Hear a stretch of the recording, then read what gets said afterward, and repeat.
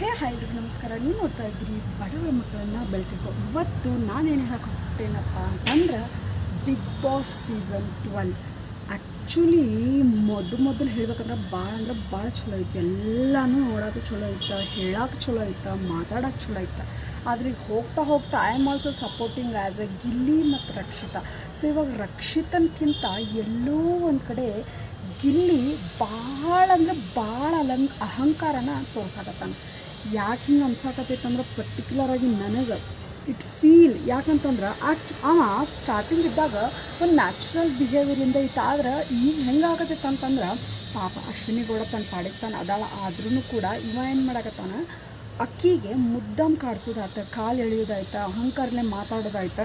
ಎಲ್ಲೋ ಒಂದು ಕಡೆ ಇವನು ಮನಸ್ಸಿಗೆ ನೋವಾದವ್ರಿಗೆ ಹೆಂಗೆ ತಿರ್ಸ್ಕೋದು ಸೇಡ್ ಅನ್ನೋ ಹಂಗೆ ತೋರ್ಸಾಕತ್ತಾನ. ಎಲ್ಲೋ ಒಂದು ಕಡೆ ಅವನ ವ್ಯಕ್ತಿತ್ವ ಭಾಳ ವರ್ಸ್ಟಾಗಿ ಕಾಣಾಕತ್ತೈತಿ.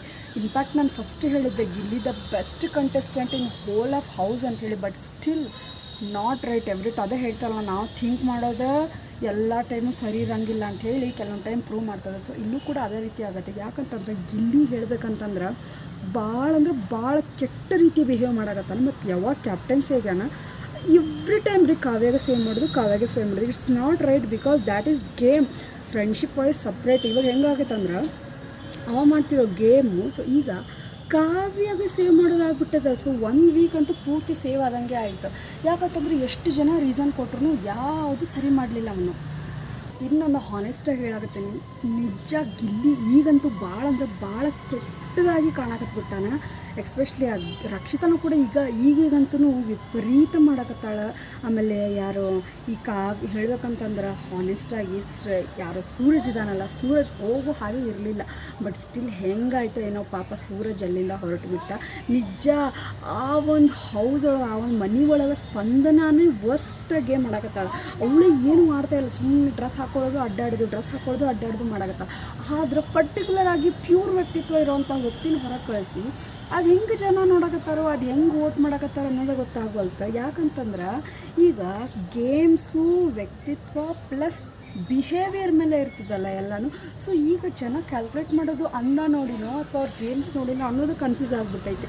ಸೊ ಇಲ್ಲೂ ಕೂಡ ಅದೇ ರೀತಿ ಆಗತ್ತದ. ಗಿಲ್ಲಿನೂ ತೀರಾ ಯಾಕಂತಂದರೆ ಇವಾಗ ಅಶ್ವಿನಿ ಮ್ಯಾಮ್ ಇವಾಗ ಯಾರಾದರೂ ತಪ್ಪು ಮಾಡ್ತಾರೆ. ಸೊ ತಪ್ಪು ಮಾಡಿದ ಮೇಲೆ ಅದನ್ನು ಅರಿತುಕೊಂಡು ನೆಕ್ಸ್ಟ್ ನಾನು ಹೆಂಗಿರ್ಬೇಕು ಅನ್ನೋದನ್ನು ಕಲ್ತ ಮೇಲೂ ಕೂಡ ಅವ್ರಿಗೆ ಅವಹೇಳನ ಮಾಡೋದು, ಕಾಲೆಳೆಯೋದು, ನೋವು ಮಾಡೋದು. ಯಾಕಂತಂದ್ರೆ ಎಲ್ಲ ಟೈಮಲ್ಲೂ ತಮಾಷೆ ನೋವು ಮಾಡೋದು ಸರಿಯಲ್ಲ. ಯಾಕಂತಂದ್ರೆ ಅವ್ರು ಹೇಳ್ತಾರೆ ತೇಜವಾದ ಅಂತಂದರೆ ಇವಾಗ ಏನೋ ಒಂದು ಮನಸ್ಸಿಗೆ ನೋವಾಗಿರುತ್ತೆ ಆ ಮಾತು ನನ್ನ ಜೀವನ ಪೂರ್ತಿ ಹೇಳ್ಕೊಂತ ಹೋಗ್ಬಿಟ್ಟು ಹೀಗೆ ಅಂತ ಚುಚ್ಚೋದು. ಆದರೆ ನಕಾರಾತ್ಮಕ ಮಾತಾಡೋದು.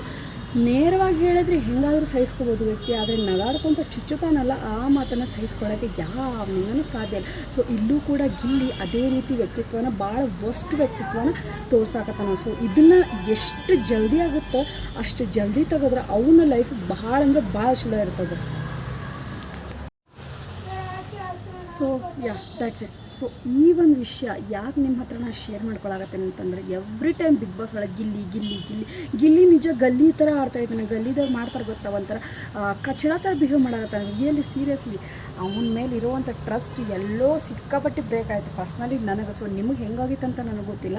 ಸೊ ನಿಮಗೂ ಅದೇ ರೀತಿ ಟ್ರಸ್ಟ್ ಬೇಕಾಗಿರ್ಬೋದು, ಅತಿರೇಕ ಆಗಿರ್ಬೋದು, ಅಹಂಕಾರಲೇ ಅದಾನ ಅಂತ ಅನಿಸಿದ್ರೆ ನನಗೊಂದು ಕಮೆಂಟ್ ಮಾಡಿರಿ. ಸೊ ನಾನು ಡೆಫಿನೆಟ್ಲಿ ರಿಪ್ಲೈ ಮಾಡ್ತೀನಿ. ಸಪೋಸ್ ನಾ ಮಾತಾಡಿರೋ ಮಾತೊಳಗೆ ಏನಾದರೂ ತಪ್ಪಿದ್ರೆ ಆಬ್ವಿಯಸ್ಲಿ ಅದನ್ನು ಕೂಡ ಹೇಳಿರಿ. Obviously I will reply. Okay, and thank you so much. ಯಾರು ನನ್ನ ಚಾನಲ್ನ ಪ್ಲೀಸ್ ಸಬ್ಸ್ಕ್ರೈಬ್ ಮಾಡ್ಕೊಳ್ಳಿ ಅಂತ ಹೇಳ್ತಾ ನಾ ಈ ಒಂದು ವೀಡಿಯೋನ ಮುಗಿಸಾಕತ್ತೀನಿ. ಭಾಳ ಫಾಸ್ಟ್ ಮಾತಾಡಕತ್ತೇನೆ ಅಂತ ನನಗೆ ಗೊತ್ತಾಗತ್ತೈತಿ. ಯಾಕಂತಂದ್ರೆ ಫಸ್ಟ್ ಆಫ್ ಆಲ್ ನನಗೆ ಯಾವ ಥರ ಹೇಳ್ಬೇಕಂತ ಗೊತ್ತಾಗಲ್ಲ. ಇವಾಗ ಹೆಜ್ಜೆ ಇಡ್ತಾ ಇದ್ದೀರಿ. ಸೊ ಅದಕ್ಕೆ ಸ್ವಲ್ಪ ಬೇಗ ಮಾತಾಡ್ತೀನಿ. ಅರ್ಥ ಆಗ್ತೈತೋ ಅರ್ಥ ಆಗೋದಿಲ್ಲ ಗೊತ್ತಿಲ್ಲ, ಅದನ್ನು ಕೂಡ ಹೇಳ್ರಿ.